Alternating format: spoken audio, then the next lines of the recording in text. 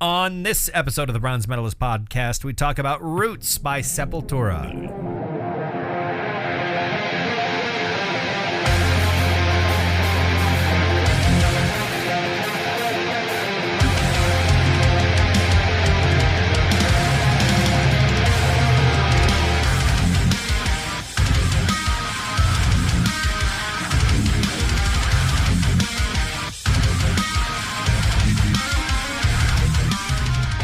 Hi, everyone. Welcome to another episode of the Bronze Metalist podcast. I'm Kale. I'm OJ. We're two professional broadcasters. We like metal, and we like to talk about it. And today we're going back to the year of my birth. 1996.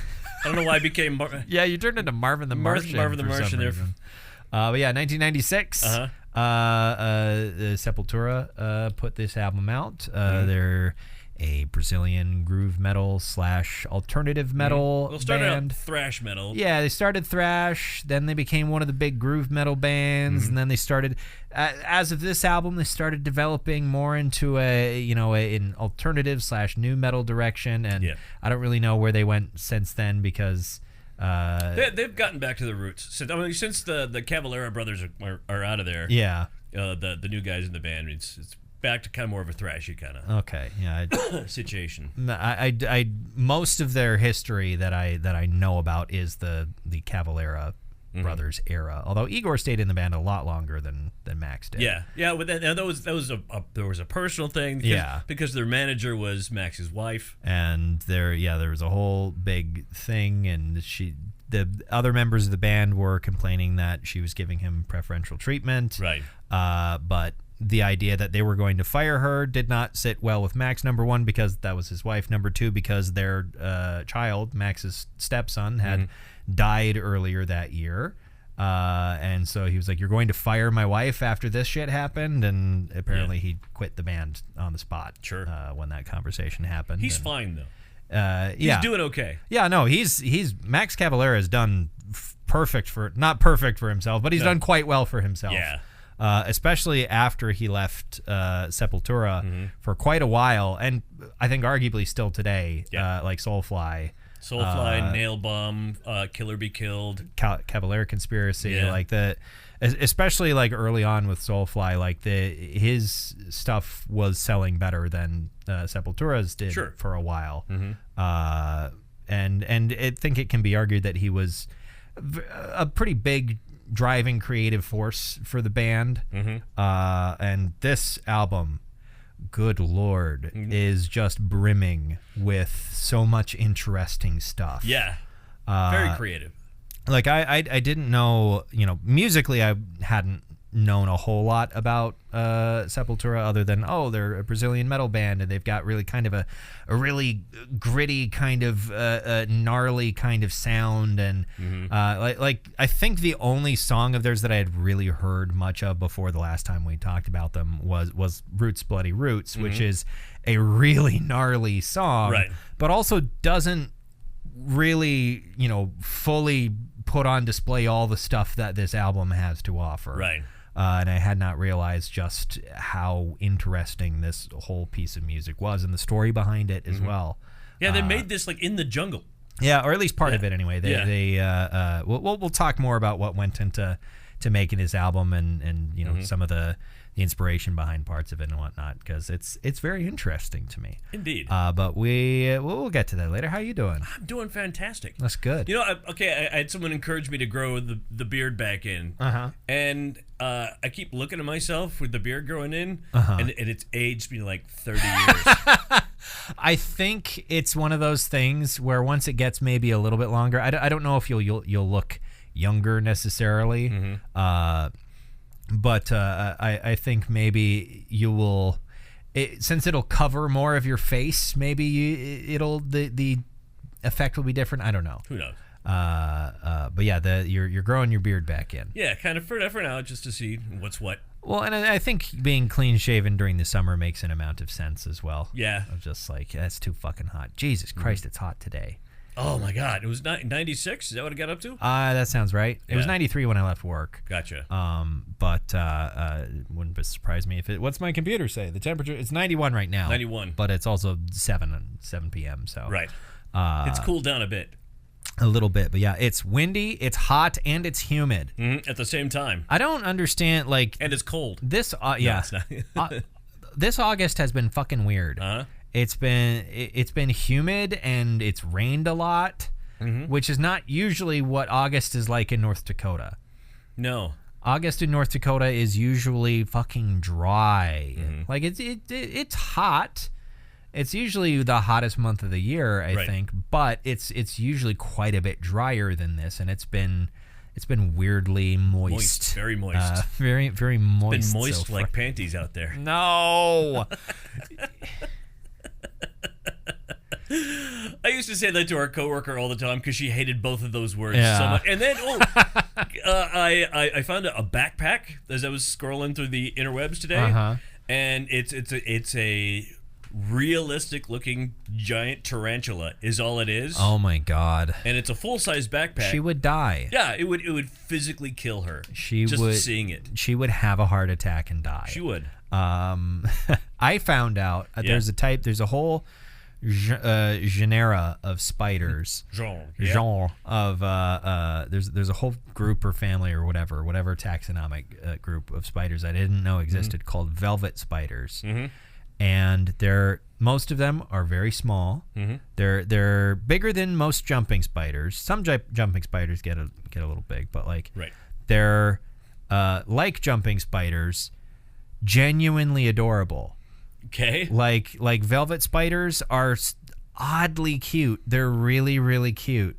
And like I'm not particularly fond of spiders, generally speaking. Sure. I'm not one of those people that likes, just really likes spiders and thinks they're all cute and neat. No, genuinely, just objectively, they are cute looking spiders. Aw. They have two big eyes, but they're not like huge, but like they're big and they stay, they're very prominent on their face, and they have two barely visible tiny little eyes off to the side, but they're adorable. They're shockingly cute. I think jumping spiders in general are also quite cute, and mostly for the same reason. They have huge, big, eyes that always look like they are crying a little bit. The concept itself is jarring, but jumping spiders, but also the fact that most jumping spiders are the size of like a pinhead. Sure. They're most species of jumping spiders are ludicrously small.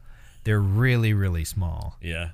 Are you laughing because I said pinhead? I am. I was Are you picturing thinking of SpongeBob now? No, I was thinking of Hellraiser. Oh, Hellraiser. Yeah. I was for me, normally when I think of pinhead, I think of who you calling pinhead. Episode of SpongeBob. Right. But I didn't know that velvet spiders existed, and now I do. Now you and do. They're very cute. Speaking of cute things, we've talked about this. The zoo here in Minot has a possum now. I've seen it. I saw it this weekend. And I'm obsessed. His name is Banjo, which is the perfect name for a possum. It's like the best thing ever. I was having kind of a bad morning when I read that, and it made me so happy. I saw that news, and it just immediately put a big smile on my face, and I felt so much better knowing that there's just a possum near me. It made me better. They're my favorite animal. They're wonderful little creatures. I love them. I hear they're delicious. How dare you? How dare you suggest such a thing? Actually, I have no idea what they would taste like. I mean, you hear people talk about in areas where there's lots of them. Yeah, we're having possum stew. And I mean, I suppose they would be a relatively safe thing to eat. Sure. I guess people are not generally concerned about getting rabies from something you eat as long as you cook it. Sure. I can't. But the concern is even less so for possums because they're functionally immune to rabies. Really? Yeah, their body temperature is too low. Oh, wow. The rabies cannot survive below a certain temperature, which most mammals maintain, but possums have a colder body temperature. And so I think the virus can live in them for a little bit, but they won't show symptoms of it, and the virus will eventually just die off inside of them. Which is the temperature thing is also why the only known way for a human to survive a symptomatic case of rabies, like an ice bath, or is to basically you are put into a medically induced coma, and they have to lower your body temperature pretty dramatically for a long enough amount of time that your body can start making antibodies to kill the virus. It's called the Milwaukee Protocol. Everyone that it has been successfully performed on has come out of it with brain damage, right? Which is maybe better than dying of rabies, right. But because rabies is pretty much 100%. That's death sentence. It's other than the people who've lived because of the Milwaukee Protocol, it is, as far as science is concerned, 100% fatal. The moment you start showing symptoms, you're dead. What about the old Milwaukee Protocol? I mean, it will solve your problems if you drink enough of it. If you die of alcohol poisoning before you die of rabies, then I guess you won't die of rabies. You won't die of rabies, right. But drinking beer probably is going to be difficult depending upon how far along you are, because one of the symptoms of rabies is hydrophobia. Your body will not allow you to drink water. Right. Rabies is fucking scary, and it was in the news here recently. Those people in Grand Teton National Park. There is a cabin that apparently had a nest of bats in it. Really? That they didn't know about, and so now the National Park Service is like 500 people who stayed in this cabin may have been exposed to rabies. Jeez. So now all those people fear, if they can all be contacted, are probably going to have to go and get rabies shots, which that apparently sucks. Yeah. Because they are apparently quite painful to get. Not as painful as dying of rabies, but they apparently sucks and you have to get a bunch of them too. Yeah, in the stomach. I believe. Yeah, it's an injection in the stomach, and is apparently quite painful as far as injections go, but better than dying of rabies. Anyway, that's a bit about rabies. It's one of those things where it is really scary, but there's like a handful of reported cases in the U.S. every year. Sure. It is quite a bit more prevalent in like less developed parts of the world.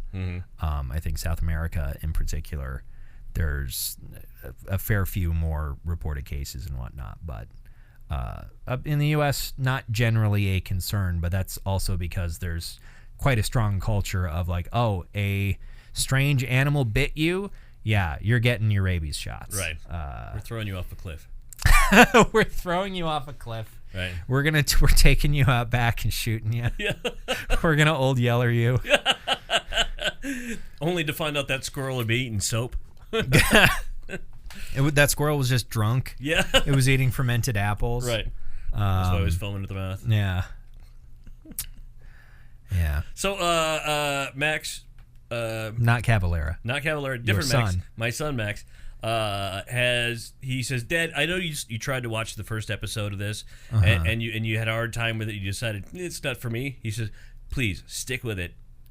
You're going to want to watch Peacemaker. Oh, really? Yeah, Max said that. Yeah. What was it you didn't like about Peacemaker? I mean, well, the first episode, there was something cringy about it. It just made me go, yeah, really? Okay.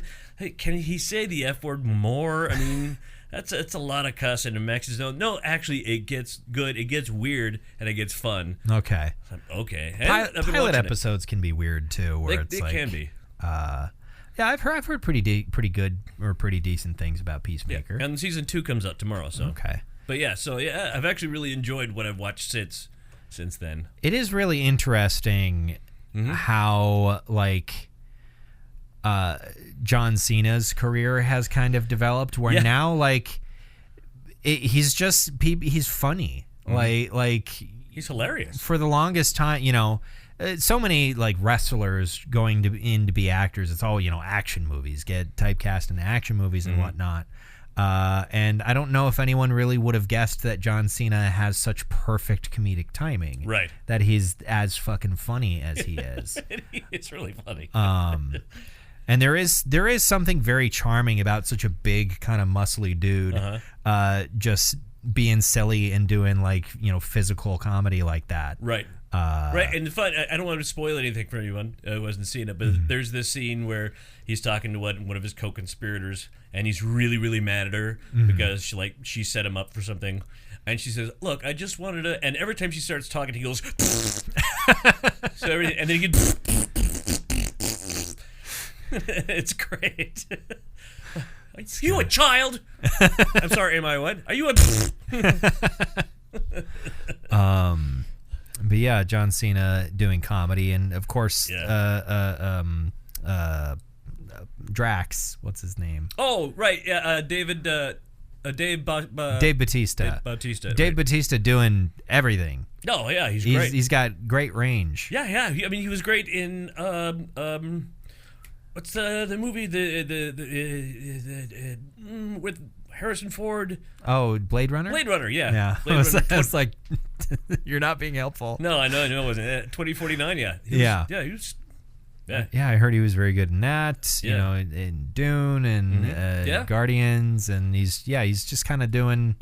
He's doing whatever he wants. I had no idea he's in his 50s. Yeah. He's older than me. Yeah, I had no idea. He didn't start wrestling until he was in his mid 30s, I think. Which I did not know about.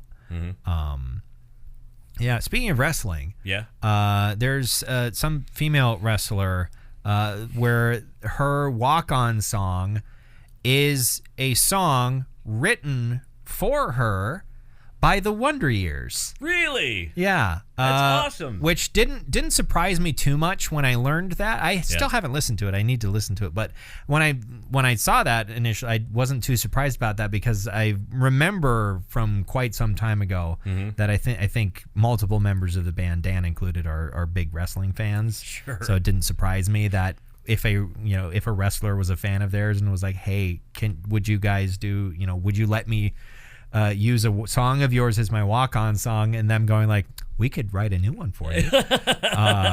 Just for you. Yeah, that didn't really surprise me. One of their early music videos, I think, is set at like a backyard wrestling match.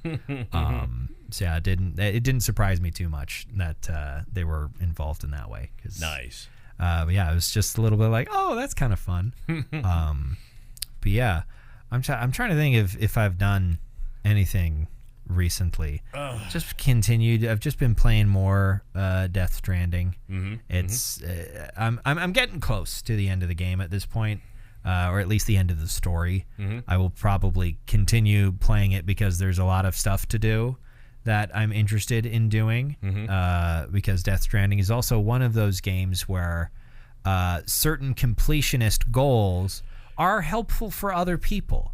Like if you build all of the roads and railways, like you're playing Monopoly, if you build all the roads and the railways and the stuff, airports and the airport, there are no airports. Yeah. What about hotels? Can you put hotels on these? You can't. Okay. No. But if you build all this infrastructure, it will appear in the games of other people. Nice. Once they link up the area the infrastructure is in to the network. Which I think is useful. It's been frustrating for me on my playthrough because it seems like I don't know how the server or strand system works in the game. I don't really know how it functions and how exactly it shares resources.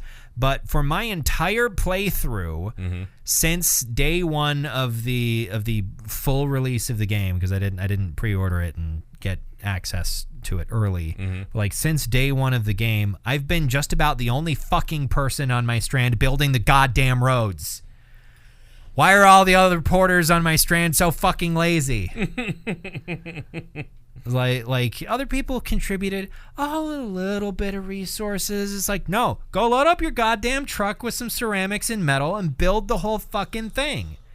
Now maybe somehow they knew, hey, this one guy, he was very proud of himself for building pretty much all the roads in Death Stranding, his playthrough of Death Stranding 1. He built pretty much all those roads himself. I bet he wants to do the same thing again. Yes. Let's not steal his joy. Yeah. This is his thing that he's doing, that he wants to do.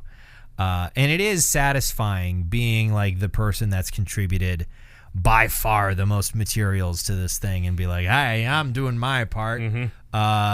I would feel less annoyed by it if the other people were doing anything else, which they're not. They're just building random bridges in the middle of fields. It's a not thing. helpful. It's like it's a meme in the Death Stranding community where people will just build a bridge in the middle of nowhere, going over nothing, and it'll get like 20,000 likes. And it's like, why? Those resources could have been used for some. There's a river right there, and you put the bridge over nothing. You dumb pieces of shit. God, it really fucking annoys me. It did the other night. Death Stranding 2 did make me cry again. Did it? So yeah. Story mode? Yes. The story did make me tear up once more for the second or third time in the playthrough. Wow. So yeah. There's just something special. There's just something special about Kojima games where they're so weird. And the dialogue is so bizarre. The plot is so convoluted. The lore is so like wild, but it's not like gonzo. It's just weird. Where it's just like, you know, the themes are kind of all over the place as far as like or the inspirations are all over the place. But at the end of the day, it all comes together to something that is way more emotionally effective than it has any right to be. Where it's like, why is this game that prominently features Norman Reedus's bare ass at multiple points? Why is this game making me cry? So let me understand this. You saw Norman Reedus' bare ass, and it made me cry. And it made you cry. Yeah, yeah. But yeah, it's like why? How are these elements coming together so effectively? And it's there's just something. There's just some spark in Kojima's formula, whatever arcane, unknowable, eldritch formula he has put together. It's something about it just works.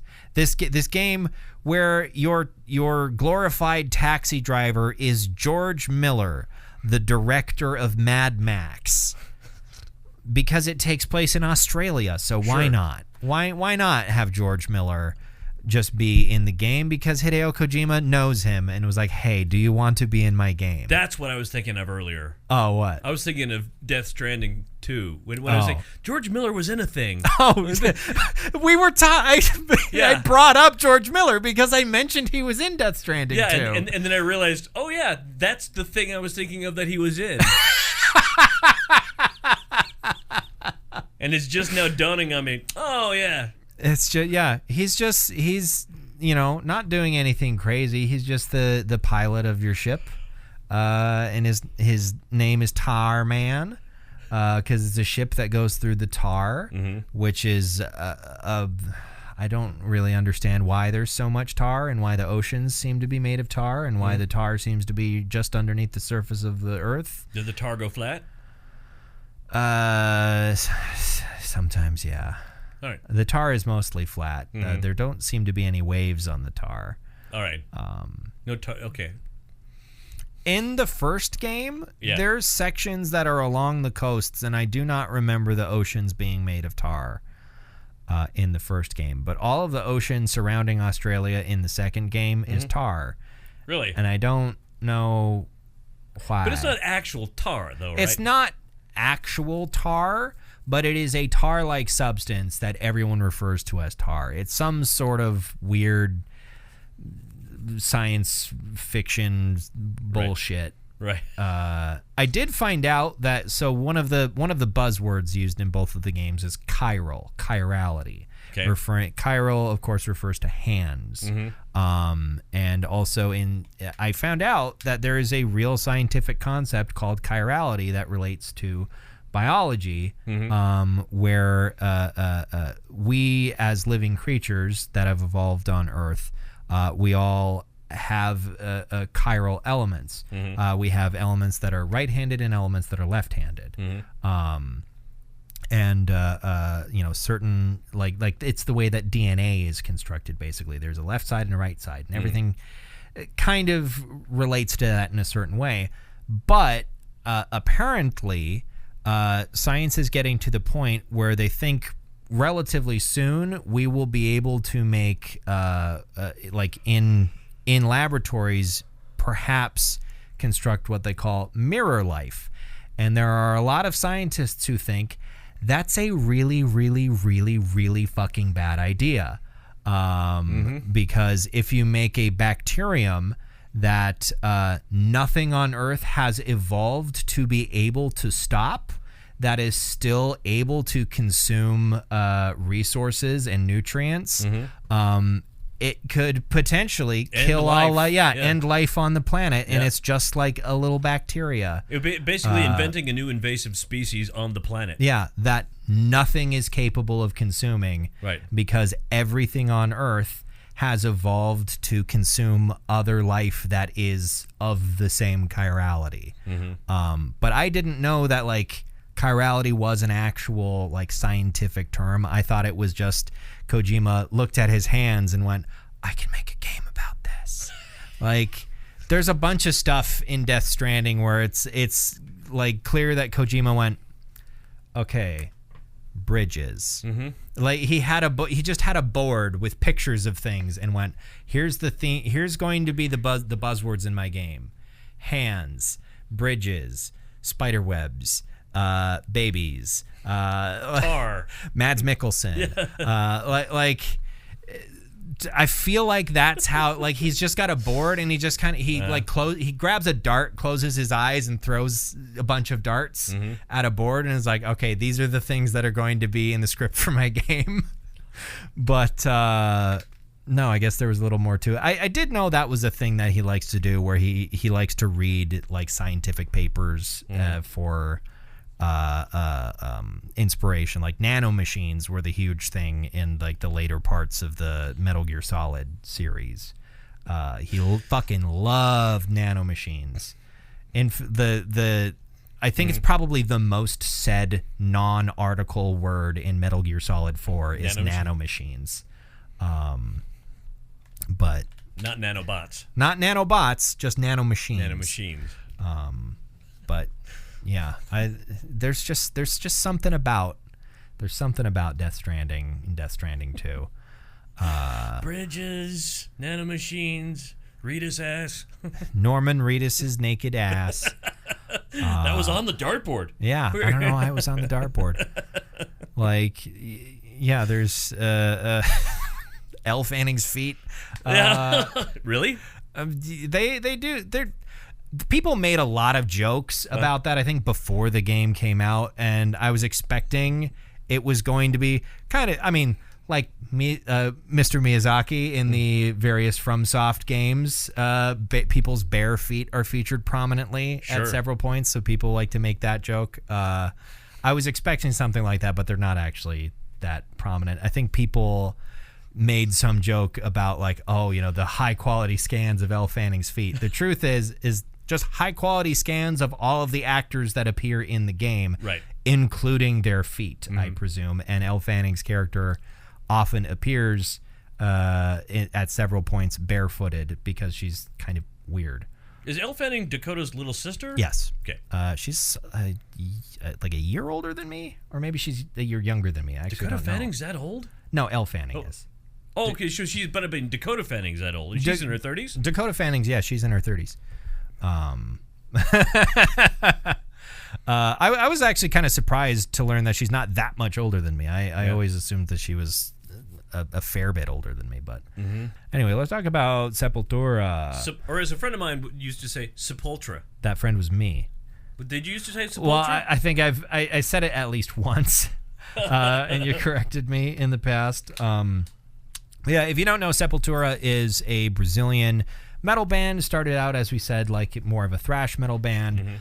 They developed into one of the like forerunners of the groove metal movement, and then started incorporating more and more like alternative metal influences, a little bit of industrial maybe, and then Seema, get off of the fucking... She's never climbed up on that shelf before. She's got a fucking cat stand right next to it. Right there. Anyway. But when she climbs on that, it doesn't piss you off. That's true. Yeah. So yeah, they eventually began to develop some more in a more sort of new metal direction, specifically on this album.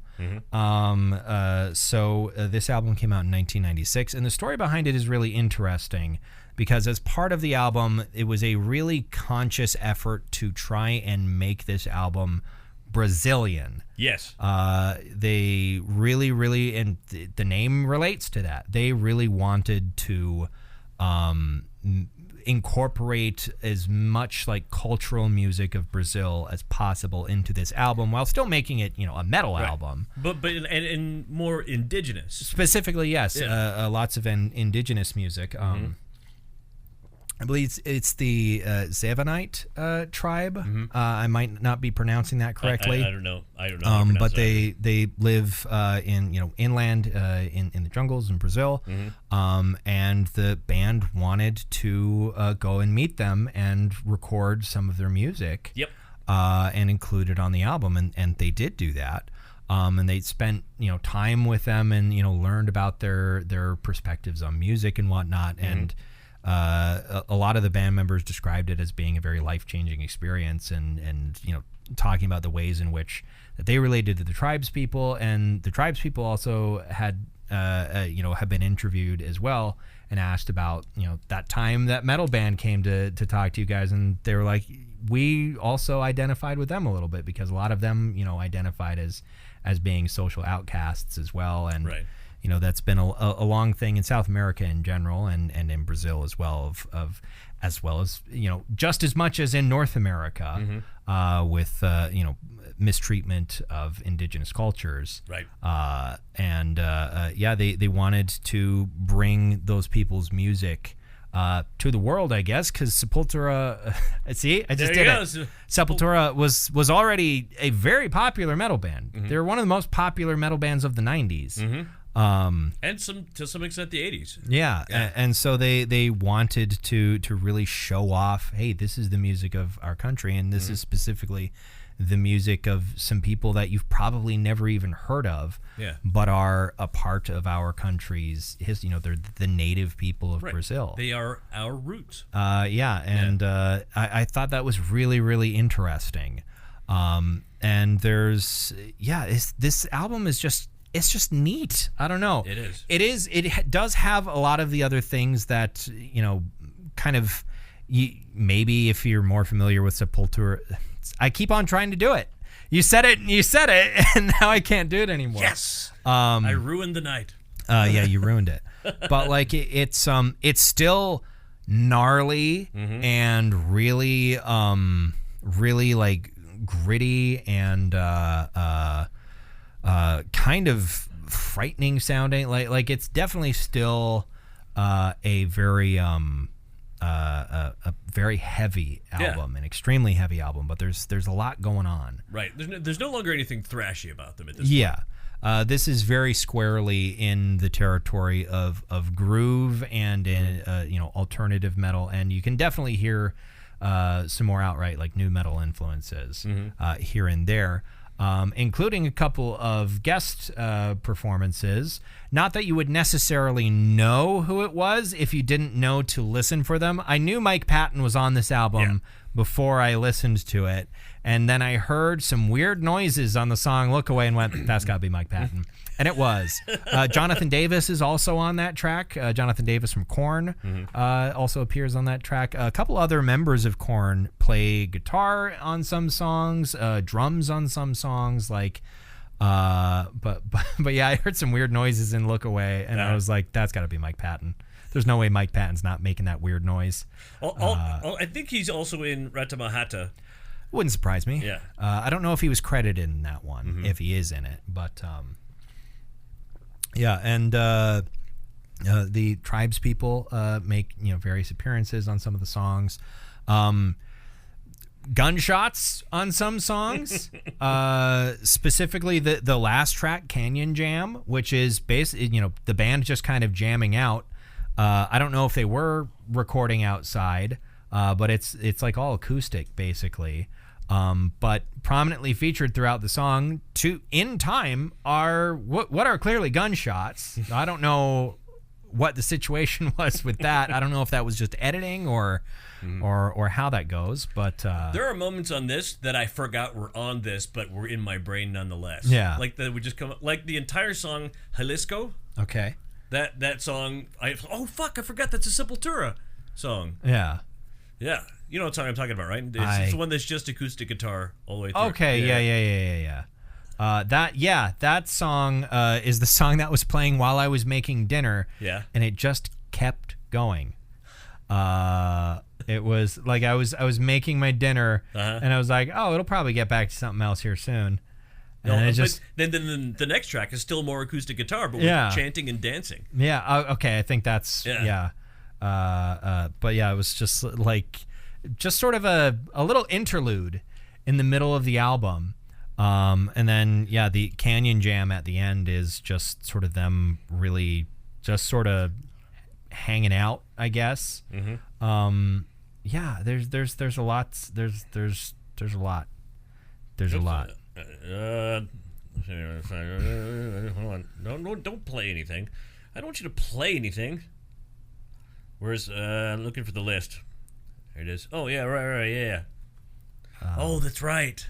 What? I forgot. What did you forget? For some reason, in my mind, this album ends with Dictator shit. But it does not. No, it does not. It ends with Canyon Jam, which is 13 minutes long. Yeah, very long. Yeah. What's your or does this album slap? Yeah, it slaps. Yes, absolutely, it does. So the score that they had on Wikipedia, I think because of the time this album came out and also the popularity of the band, it's in a weird spot where I don't quite trust these as being like the appropriate kind of scoring that you would expect today, because it was publications that you normally don't expect to be reviewing a metal album because they were just a popular band at the time. Right.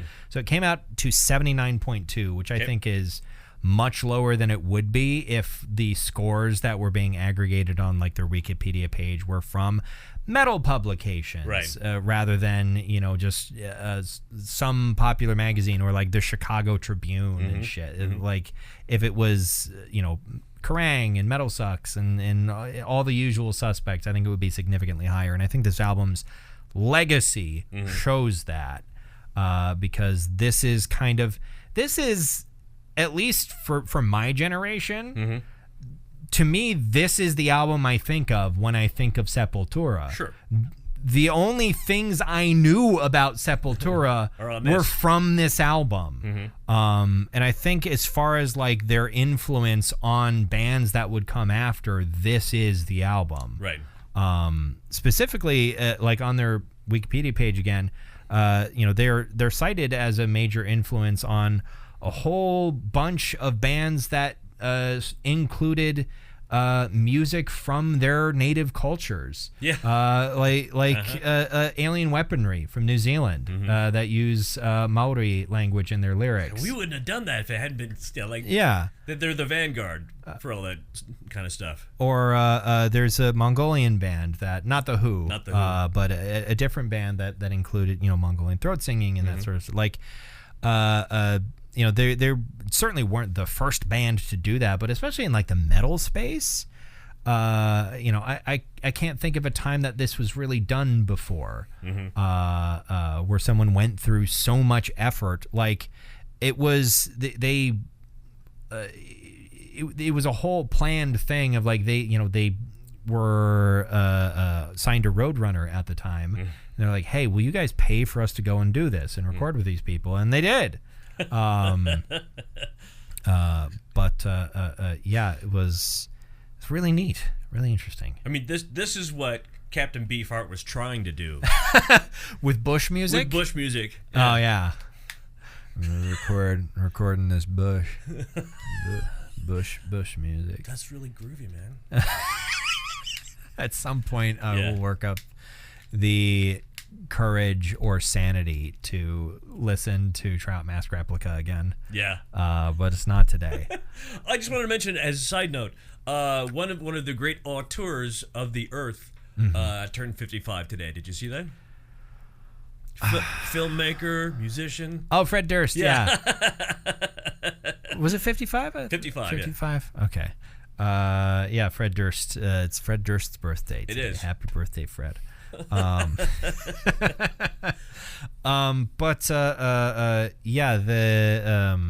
Of course we did mention that not too long after this album came out, it was late in the year in 1996 when Max would end up leaving the band. Right. Massimiliano. Yeah, and I didn't know this, that there was like a feud between him and his brother for a while. Yeah. That they weren't on good terms for a while. They didn't reconcile for like a decade at least. And around the time they reconciled was also when Igor left the band. Right. Hey, good news. The brothers are back together. Other news is not here. Yeah. We're somewhere else. And I think things are still probably not great between Max and Andreas. Andreas Kisser. And Paulo Jr. Their lead guitarist. Max and Igor were the two founding members of the band. Right. After Igor left, there were no original members of the band anymore. Max was replaced by Derek Green, who's an American vocalist. Yes. That's been with them ever since. Actually very good. Yeah, I don't think I've listened to any of the stuff they've made with him, but for the longest time, I didn't really know what Max Cavalera looked like because if you Googled Sepultura, you'd see Derek Green. So I wasn't familiar with Max Cavalera's face. He's American. Yeah, he's Derek Green is American. The Igor eventually left the band, and Sepultura, fucking hell. Sepultura, you've infected me with the mind virus. They're currently on their farewell tour. Yeah. And they're not kids anymore. And I think Andreas has said that he would be willing for Max and Igor to come back for like the last show. Sure. But up until this point, farewell tour going on, and at all other points before this, the answer from both parties, whenever being asked about a reunion, has been no. Max has said, like, the only reunion I cared about was me and my brother, and we took care of that. So maybe someday they'll have a farewell show in Birmingham, England. Yeah. And Max will be sitting down in a chair the whole time. Oh man. No. You're gonna make me sad. I don't want. I also don't want to make fun because it's very obvious why Ozzy was sitting down. Right. Because his health, of course, had completely left him. Yeah. The fact that he did it at all was a miracle and a gift. And he did it well. Yeah, he did it well. Yeah. Wait, he's had some practice. It's true. Yeah. As far as anyone is aware, there's not been any plans about Max and Igor getting back with the rest of the band for the last show, whenever that's going to be. I don't know if that's been worked out just yet, but I like the story about how in the 1980s Igor got drafted because the compulsory draft in Brazil. I didn't know that. Yeah, well, here's the thing: he got drafted, and we're gonna have to break up Sepultura, and then Igor got to the to the drafting area and took off his shirt, and they're like, oh. Tattoos. Get out of here.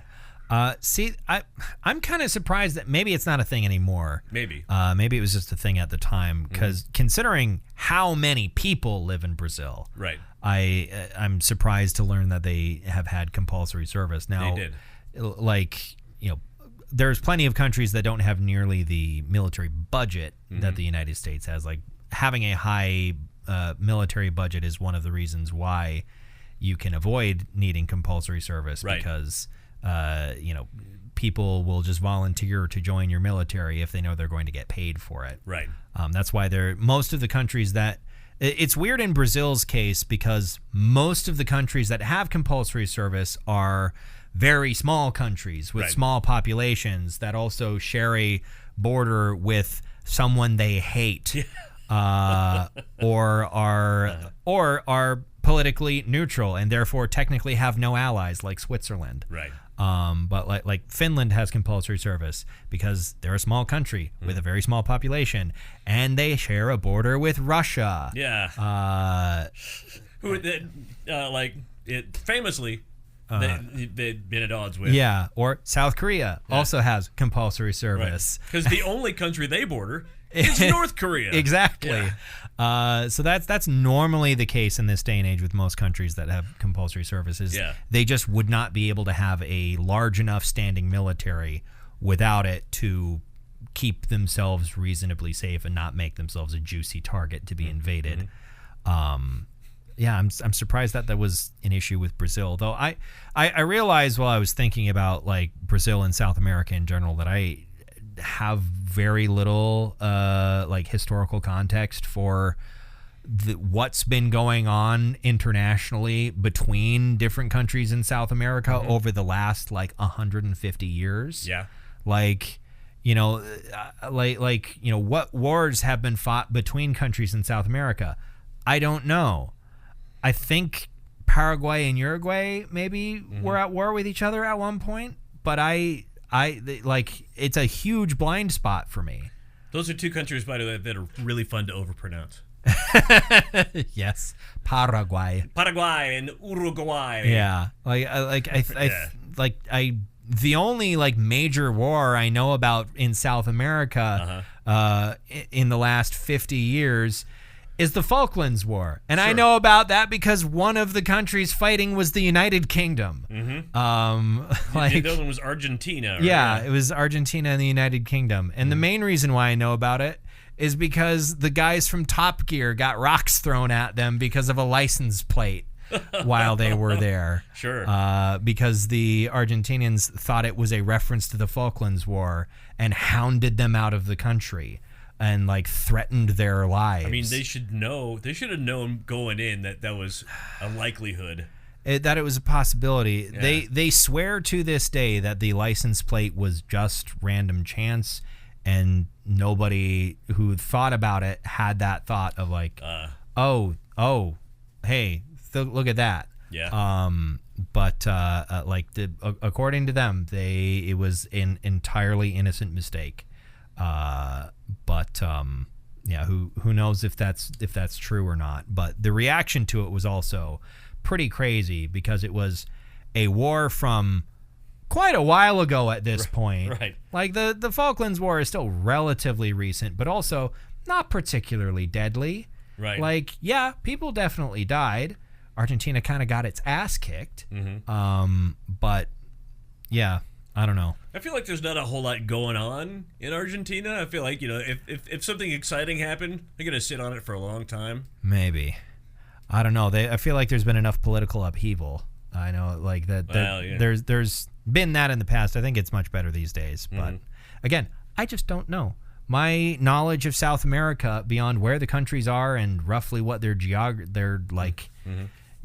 Oh, there's jungles here. Oh, it's much more mountainous here. Right. I know that. Politically, no fucking clue. No fucking clue. Maybe that's something I'm going to have to work on. I like geography. I like learning about the history of countries, but there's just some stuff that hasn't been shown to me and therefore hasn't piqued my interest. So maybe I'll have to... You should go. I should go to South America. I should go to Brazil? You should go to... Sure. People from Brazil are always saying, come to Brazil. Oh, yeah. So maybe I should go to Brazil. And go down and get a Brazilian. Yep. I'll get a BBL. Jesus Lord. Okay.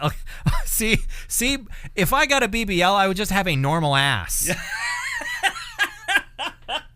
I have negative ass right now. Well, I look like a frog wearing pants. Yeah, I'm in the same boat. Like we're both built like Hank Hill. Yeah. Like if I got a BBL, I would have a normal butt. Right. But Hipple's not right. Yeah. One thing about South America, gosh, this episode has gone weirdly long. Yeah. I was looking at pictures of Sao Paulo for some reason. Sure. Downtown, I don't know what it is. Something about the skyline of Sao Paulo frightens me. Mm-hmm. Something about it is like, it scares me. There shouldn't be that many towers. It's weird. I don't know why it frightens me on some weird existential level. Like you look at pictures of New York. Mm-hmm. That's fine. New York doesn't bother me. This got a skyline. But Sao Paulo, for some reason, well, I think it maybe is the contrast between where the people live and you know the opulence of skyscrapers. That's true, but good Lord, there's a lot of them. Yeah. Like there's a shitload of towers in Sao Paulo. Mm-hmm. It's kind of crazy. What's your favorite song on the album? My favorite song on the album has shifted over time. Okay. I think the one that maintains my favorite the most is Cutthroat. I think. Okay. Yeah. I put Born Stubborn as my favorite. Oh, sure. Great song. The riff, the opening riff in that is just it's just different. It's got a different vibe to it. I also put down Endangered Species as well. Sure. All right, going toward the end of the album there. Yeah. I don't know. I like both of them, but yeah, Born Stubborn just had kind of a slightly different vibe to it, but it wasn't totally, like there are a couple songs that are just the recordings that they did with the Tribes and whatnot, and it's definitely it's got more Sepultura in there. It's not entirely the new sort of creative sound that they were going for, but Born Stubborn, I like that one. So what metal, like Mascanada to Chewbacca? I feel like this does deserve a gold. Yeah.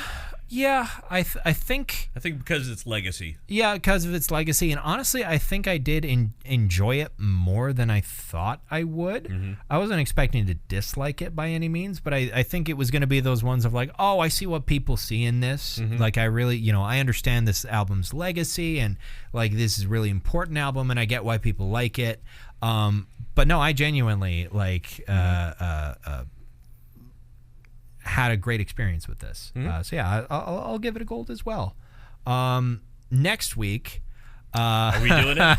we're doing it. Okay. So I realized today that we had gone all summer without doing one of our summertime traditions, which is we always listen to at least one Dream Theater album per summer. Now, we have talked about Dream Theater this year because they put out a new album back in March. Right, but that's not our summer Dream Theater. That's not our summer Dream Theater album. Right. So I decided that out of the albums that we have yet to talk about, I feel like I've picked most of the ones I wanted to talk about, the Dream Theater albums that interested me the most, and left with kind of some of their meh albums. Like, what are we going to have to say about those? They do have one album that is really out there. It's not necessarily universally considered to be, one of the best Dream Theater albums, but when people talk about this album, they're like, wow, they really tried something. They really went for it. Sure. And that album is The Astonishing from 2016. It's over 2 hours long. It's a science fiction concept album. And it's I've only listened to it all the way through once. And I do remember getting done with it and going like, holy shit. Holy fuck. But it was almost more about just the scale of the thing. So are your recommendations for when I because I haven't heard this yet. So do you think, should I get comfortable? Should I be in the car? I don't know. When I listened should to I it, hit the bong? Probably. When I listened to it, I was just at work. I was in the back, doing logs for the day. So I had plenty of time, but like I don't know. I don't know if there's any preferred way to listen to this other than I feel like if you do the thing you would try to do with a normal length Dream Theater album of one of their 45 to 50-minute songs where you really try to pay attention because the songs have a 50-minute songs is what you said. 45 minutes albums, where you really try to pay attention and get all the details and whatnot because there's a lot going on. That I think is going to kill you because it would kill any normal human being to try and pay that close attention for the whole time. Because again, it's 2 hours long, and it's Dream Theater being Dream Theater. Sure, they didn't decide. Oh, it's going to be 2 hours if it's just kind of dicking around and noodling and whatnot. Like, no, it's 2 hours of Dream Theater. I think there are some pretty long orchestral bits to it, but it's still 2 hours of Dream Theater. So maybe listen to it in pieces. I don't know. Listen to it a half an hour at a time. I don't know. I don't know how I'm going to listen to it either, but I figured, out of the ones we haven't talked about, it's probably the most interesting to talk about. Okay. So I'm just going to listen to it 3 times back to back in one sitting. That's going to take a while. Yeah. It's going to take 6 all hours, day. so I'm doing the math. That's going to take all day. The Astonishing by Dream Theater next week. Okay. Until then, why don't you go ahead and subscribe to our podcast feed on whatever podcast service you're using to listen to us. Thank you very much for listening to another episode of the Browns and Metalist podcast. I'm Kale. I'm OJ. Congratulations!